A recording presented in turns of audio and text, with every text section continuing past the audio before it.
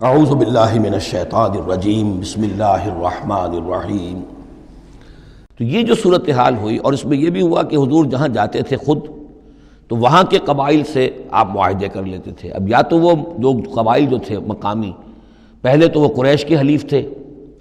اب یا تو وہ حضور کے حلیف ہو گئے، مسلمانوں کے حلیف ہو گئے، تو قریش کی طاقت کم ہوئی، مسلمانوں کی بڑھ گئی، یا یہ ہے کہ وہ نیوٹرل ہو گئے کہ ہم نہ قریش کی مدد کریں گے آپ کے خلاف، نہ آپ کی مدد کریں گے قریش کے خلاف، نیوٹرل ہو گئے۔ اس سے بھی یہ ہے کہ قریش کا جو حلقہ اثر تھا، سیاسی زون آف پولیٹیکل انفلوئنس، وہ کم ہو رہا ہے۔ یہ دو چیزیں ایسی ہوئی ہیں، political isolation of Quraysh and economic blockade of Mecca, جس کے نتیجے میں مکے والے جو ہیں پھر یوں سمجھیے کہ تنگ آمد بجنگ آمد، ورنہ مکے والوں کی طرف سے کوئی آغاز ثابت نہیں ہے تاریخ میں کہ حضور کے اور مسلمانوں کے مکے سے جانے کے بعد ان کی طرف سے کوئی ابتدا ہوئی ہو، کوئی انیشیٹو لیا گیا۔ دو واقعات خاص طور پر ایسے ہو گئے کہ ایک چھوٹا سا آپ نے ایک دستہ بھیجا تھا نخلہ، اور یہ نخلہ جو ہے یہ مکے اور طائف کے مابین ہے، تو سمجھیے کس قدر فاصلے پر، اور وہاں مٹ بھیڑ ہو گئی۔ جو مسلمان وہاں بھیجے گئے تھے ان کے کفار کے ساتھ، وہاں ایک مشرک مکے کا مارا گیا، ایک کو انہوں نے قید کیا، ساتھ لے آئے، کچھ سامان جو ان کا تجارت تھا وہ بھی لے آئے، وہ مال غنیمت سمجھ کر۔ تو حضور اگرچہ ناراض ہوئے کہ میں نے تمہیں لڑنے کا حکم نہیں دیا تھا، میں نے اس لیے بھیجا تھا کہ وہاں رہو اور قریش کی نقل و حرکت سے ہمیں مطلع کرتے رہو، لیکن اب سچویشن پیدا ہو گئی، گویا کہ یہ چاہے ارادہ تھا یا نہیں تھا، ڈی فیکٹو شکل یہی ہوئی کہ اقدام ہو گیا مسلمانوں کی طرف سے، اب آغاز ہو گیا مسلمانوں کی طرف سے۔ ادھر جب ابو سفیان لے کر جا رہے تھے بہت بڑا قافلہ شام کی طرف، تو حضور نے اس کا تعاقب کیا، لیکن وہ تیزی سے نکل گئے تھے۔ لیکن جب واپس آ رہے تھے اور 50,000 دینار کا سامان تھا ان کے قافلے کے اندر، بہت لدا پدا قافلہ، انہیں یہ خطرہ ہوا کہ اب پھر محمد صلی اللہ علیہ وسلم اور ان کے ساتھی کہیں لوٹیں گے ہمیں اور ہمارے اوپر حملہ کریں گے، روکیں گے ہمارا راستہ۔ تو انہوں نے یہ کی دوہری حکمت عملی کی کہ ایک تو یہ کہ ایک سوار بھیجا آگے تیزی کے ساتھ دوڑایا کہ مکے جاؤ اور کہو کہ ہمارے قافلے کو خطرہ ہے محمد سے صلی اللہ علیہ وسلم، لہذا مدد بھیجو۔ اور ادھر یہ کیا کہ وہ عام راستہ جو تھا، جو بدر سے ہو کر گزرتا تھا، اسے چھوڑ کر ساحل سمندر کے ساتھ ساتھ نیچے سے ہو کر وہ نکل بھی گئے۔ اب وہاں مکے میں یہ دونوں چیزیں بیک وقت پہنچ گئیں۔ ایک طرف وہ نخلا سے لوگ روتے پیٹتے چیختے چلاتے ہمارا آدمی مار دیا محمد کے آدمیوں نے، وہ آ گئے، ادھر سے وہ آ گیا جو ابو سفیان کا بھیجا ہوا تھا ایلچی کہ دوڑو دوڑو دوڑو تمہارا قافلہ محمد لوٹنے والے ہیں اور یہ ہے اور وہ ہے۔ بس وہ وار کرائی وہاں ہوئی، اور 1,000 کا لشکر جو ہے وہاں پر پھر جمع کیا گیا، اور 900 اونٹ فراہم کیے گئے، اور 100 گھوڑوں کا ایک رسالہ تیار کیا گیا، اور وہ لوگ مکے سے نکل آئے۔ یہ صورتحال ادھر ہو رہی تھی۔ ادھر یہ ہے کہ حضور صلی اللہ علیہ وسلم نے مدینہ میں پہلے تو یہ فیصلہ کیا تھا کہ اب یہ قافلہ واپس آنے والا ہے تو اب اس قافلے کا تعاقب کریں۔ ابھی جنگ وغیرہ کا آپ کو گمان نہیں تھا، ابھی مدینہ ہی میں آپ نے یہ جو ہے اس ایسا ارادہ ظاہر کیا کہ جیسے پہلے بھی گئے تھے، جب قافلہ جا رہا تھا شام کی طرف تو تعاقب کیا تھا، ایسے جب آ رہا ہے تو اسے انٹرسیپٹ کریں۔ لہذا ایک تو مشاورت ہوئی ہے مدینہ میں، آیا چلنا چاہیے یا نہیں چلنا چاہیے، وہ میں بعد میں عرض کروں گا جب ہم آیتیں پڑھیں گے۔ پھر جب کچھ لوگ نکل آئے اور یہ نہیں سمجھا گیا تھا کہ کوئی جنگ ہونی ہے، کوئی بڑا لشکر آ رہا ہے، اس وقت تک اطلاع نہیں تھی، اسی لیے بس جو جس کے ہاتھ میں آیا، کسی کے پاس نیزہ تھا، کسی کے پاس کچھ اور تھا، تلواریں 8 تھیں، گھوڑے کل 2 تھے، وہ چل پڑے۔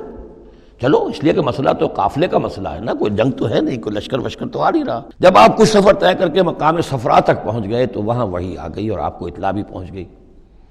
اطلاع بھی پہنچ گئی کہ ابو جہل جو ہے 1,000 کا لشکر لے کر مکے سے چل پڑا ہے،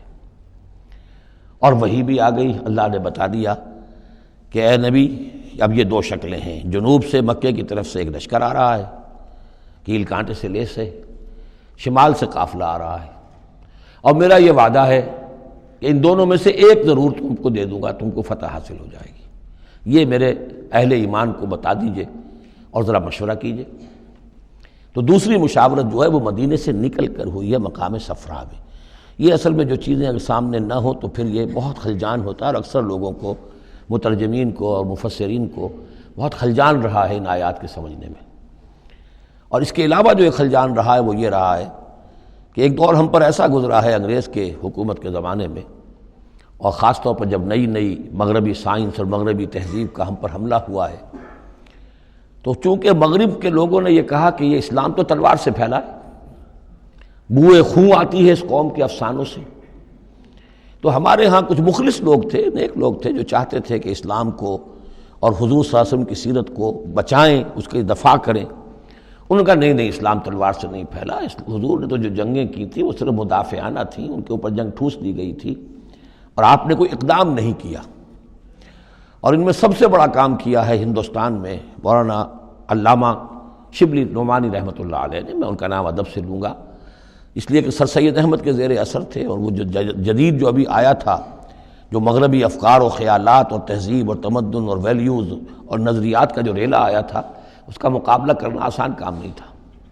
تو یہ اپولوجیٹک انداز اختیار کیا ہے شبلی نعمانی نے، اور اس میں یہ ہے کہ وہ جو ابتدائی جو 8 جو غزوات اور سرایا ہیں جو بدر سے پہلے ہوئے، انہیں بالکل تقریباً نظر انداز کر دیا ہے، تاکہ یہ ثابت نہ ہو کہ انیشیٹو حضور کی طرف سے ہوا ہے۔ تو یہ چیز جو ہے میں سمجھتا ہوں کہ ایک خاص دور کا تقاضا تھی، وہ دور اب گزر چکا۔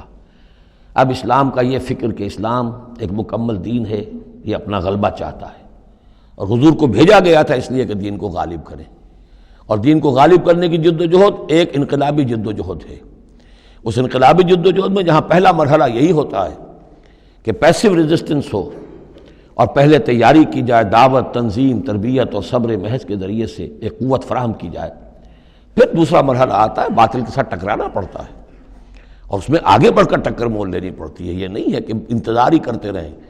یعنی ایک جس کو ہم کہتے ہیں کو ایگزسٹنس، پیسفل کو ایگزسٹنس، حق و باطل کے درمیان نہیں ہو سکتی۔ حق کیسے تسلیم کر سکتا ہے کہ باطل بھی موجود رہے؟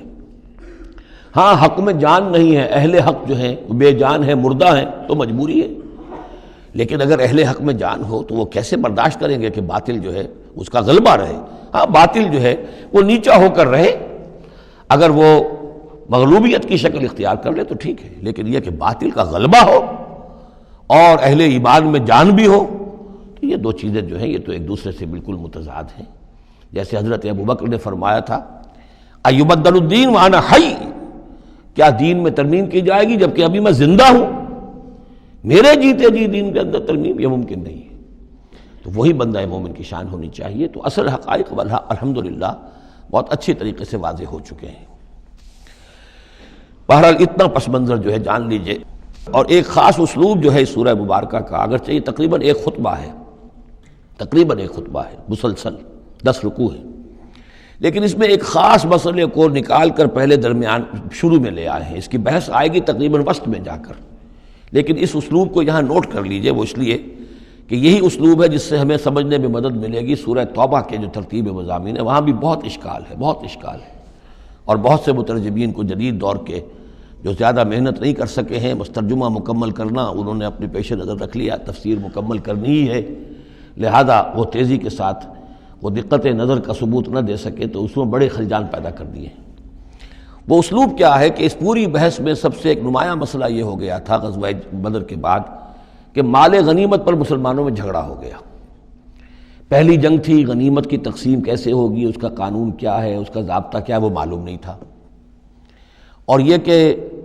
عام طور پر جو عرب میں پہلے رواج تھا وہ تو یہ تھا کہ جس کے ہاتھ جو لگ گیا بس وہ اس کا ہے،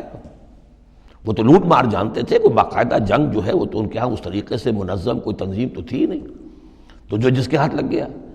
اب لوگوں نے یہ سمجھا غزوہ بدر میں جس نے جو کچھ مال غنیمت جمع کیا وہ اس کا ہے۔ اب کچھ لوگوں نے کہا صاحب کہ ہم یہاں حضور کے حفاظت کے لیے مامور تھے، یہاں پہرے پر تھے، ہم تو مال جمع نہیں کر سکے، تو کیا مطلب ہے ہمارا کوئی حصہ نہیں ہوگا؟ یا یہ ہے کہ کچھ بزرگوں نے کہا جو وہ اتنی بھاگ دوڑ تو نہیں کر سکتے جتنے نوجوان کر سکتے تھے، بھاگ کر دوڑ کر ادھر سے ادھر جمع کر لینا، لیکن یہ کہ ان کی حیثیت ہوتی ہے، وجاہت ہوتی ہے، تو ایک جھگڑا پیدا ہو گیا کہ یہ کس طریقے سے تقسیم ہو، کس کا کتنا حق ہے۔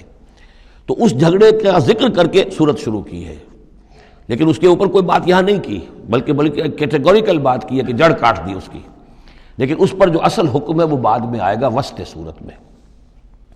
مال غنیمت کے لیے یہاں لفظ آیا انفال، یسألونک عن الانفال، اے نبی یہ آپ سے انفال کے بارے میں پوچھ رہا ہے۔ انفال جمع نفل کی، نفل کہتے ہیں کسی اضافی شے کو، جیسے نماز فرض ہے، یہ سنت مؤکدہ ہے، یہ فلاں ہے، یہ نفل ہے، اضافی ہے، آپ کی مرضی پر ہے، پڑھیں نہ پڑھیں۔ تو جو کہ جنگ میں اصل سے جو مطلوب ہوتی ہے وہ فتح ہوتی ہے، مال غنیمت تو ایک اضافی شے، بونس ہے جو مل گیا، ورنہ اصل شے جو ہے وہ مال غنیمت جو ہے پیش نظر جنگ میں نہیں ہوتی۔ لوٹ مار میں اصل شے جو ہے وہ لوٹ مار کا مال ہوتا ہے، لیکن جب جنگ ہوتی ہے تو جنگ میں تو اصل چیز جو مقصود ہے وہ فتح ہے۔ تو اس حوالے سے مال غنیمت کو انفال کے لفظ سے تعبیر کیا گیا۔ صدق اللہ العظیم۔